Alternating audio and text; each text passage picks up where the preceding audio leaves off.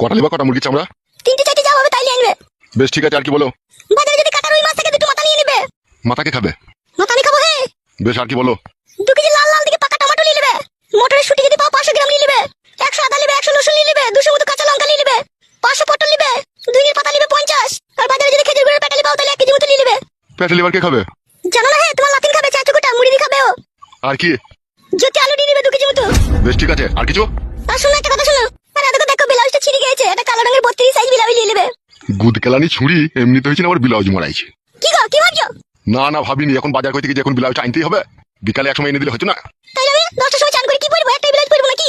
ফেদা পড়গা তুই খান কি মাগি। কি গো আনবে কি আনবে না? বাজারে তো গেছি, যদি ব্লাউজ পাই আমি ঠিকই আনবো। খুঁজে দেখবে 2 একটা দোকান। বেশ বেশ ঠিক আছে, আর কিছু লাগবে নাকি বলো?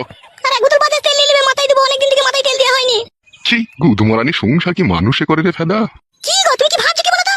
বাজারে তেল কি করবি? সরষে তেল মাথায় দিলে হবে না পাড়া?